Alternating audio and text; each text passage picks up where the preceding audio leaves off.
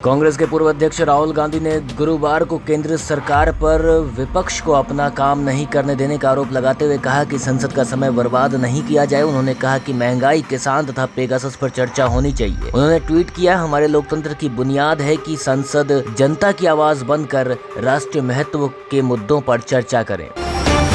Bharatiya Janata party के अध्यक्ष JP Nadda ने बुधवार को उत्तर प्रदेश के विभिन्न क्षेत्रों के सांसदों के साथ बैठक की और आगामी विधानसभा चुनाव की तैयारियां और रणनीतियों को लेकर मंथन किया। उत्तर प्रदेश के मुख्यमंत्री योगी आदित्यनाथ भी इस बैठक में शामिल हुए। सूत्रों से मिली जानकारी के मुताबिक बैठक को संबोधित करते हुए नड्डा ने भाजपा के लिए उत्तर प्रदेश विधानसभा चुनावों की अहमियत पर विस्तार से अपनी बात रखी और प्रधानमंत्री नरेंद्र मोदी सहित पार्टी के शीर्ष नेताओं के चुनाव के मद्देनजर राज्य में होने वाले कार्यक्रमों को लेकर चर्चा की। सूत्रों ने बताया कि 5 अगस्त को प्रधानमंत्री मोदी उत्तर प्रदेश के राशन दुकानदारों के साथ डिजिटल माध्यम से संवाद करेंगे।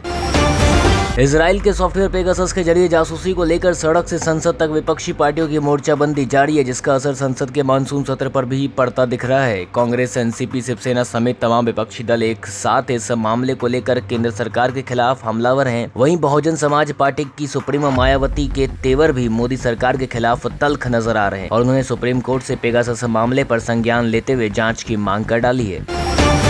रियो ओलंपिक की रजत पदक विजेता और विश्व चैंपियन पीवी संधू ने प्रतिष्ठा के अनुसार प्रदर्शन करते हुए गुरुवार को यहां टोक्यो ओलंपिक की महिला एकल बैडमिंटन स्पर्धा के एक तरफा प्री क्वार्टर फाइनल मुकाबले में डेनमार्क की मिया बिल्सफेस्ट के सीधे गेम में हराकर अंतिम 8 में जगह बनाई। 6वीं वरीय सिंधु ने मुसाहिनो फॉरेस्ट स्पोर्ट्स प्लाजा में 41 मिनट चले मुकाबले में मिया को 21-15, 21-13 से हराया। डेनमार्क की दुनिया की 12वें नंबर के खिलाड़ी के खिलाफ सिंधु की 6 मैचों में यह 5वीं जीत है। भारतीय खिलाड़ी को मिया के खिलाफ एकमात्र हार का सामना इसी साल थाईलैंड ओपन में भी करना पड़ा था।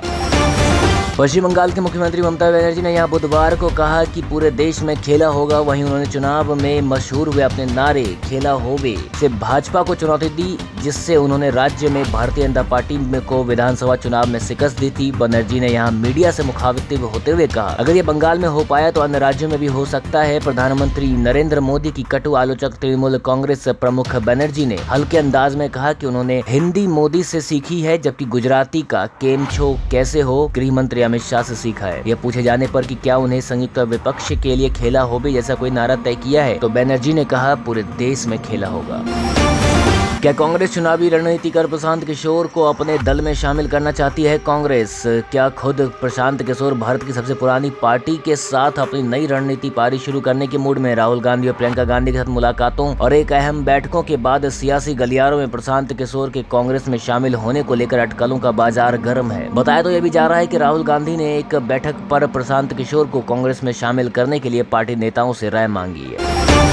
केरल में बढ़ते कोरोना वायरस के मामले ने एक बार फिर से देश को टेंशन बढ़ा। केरल में कोरोना के बढ़ते केस को देखते हुए एक बार फिर से सख्ती बढ़ा दी गई है। केरल में इस वीकेंड में कंप्लीट लॉकडाउन का ऐलान किया गया है। कोरोना का गढ़ बने केरल में सरकार ने कहा है कि केरल में 31 जुलाई और 1 अगस्त को कंप्लीट लॉकडाउन होगा। अगले साल होने वाले उत्तर प्रदेश विधानसभा चुनाव में एक बार फिर से जीत का परचम लहराते भारतीय जनता पार्टी ने अभी से कमर कस ली है। आगामी विधानसभा चुनाव को देखते हुए भाजपा नेतृत्व ने सांसदों की जीत का मंत्र दे दिया। उत्तर प्रदेश में उनकी भूमिका के बारे में बात किया। भाजपा नेतृत्व के सांसदों ने न केवल गांव-गांव जाकर यात्रा निकालने को कहा, बल्कि इलाके में टीकाकरण भी सुनिश्चित करने को कहा। दिल्ली कॉन्स्टिट्यूशन क्लब में 2 दिवसीय बैठक के पहले दिन के भाजपा ने यूपी के सांसदों को समय पर कोरोना टीकाकरण अभियान पूरा करने और महामारी की तीसरी लहर को नियंत्रित करने का उपाय करने को कहा। जम्मू कश्मीर में ड्रोन हमले के बाद से लगातार सुरक्षा एजेंसियों की फर्जी कॉल्स आने शुरू हो गए। ये कॉल्स पाकिस्तानी खुफिया एजेंसी ISI की ओर से की जा रही है। खुफिया सूत्रों के मुताबिक सुरक्षा एजेंसियों ने पाकिस्तान की तरफ से भारतीय सुरक्षा बलों को की जा रही देश में कोरोना टीकाकरण अभियान को शुरू हुए 6 महीने से भी ज्यादा का समय बीत चुका है और इसी बीच सरकार 100 करोड़ वैक्सीन का ऑर्डर दे चुकी है। राज्यसभा में किए गए एक सवाल का जवाब देते हुए स्वास्थ्य राज्य मंत्री भारती प्रवीण पवार ने यह जानकारी अभी 2 हफ्ते पहले ही सरकार के कोविशील्ड और कोवैक्सीन समेत 66 करोड़ डोज का ऑर्डर दिया है। वहीं दूसरे सवाल का जवाब देते हुए प्रवीण ने कहा कि देश में कम से कम 3.4 करोड़ लोगों की कोरोना की पहली खुराक मिल चुकी है।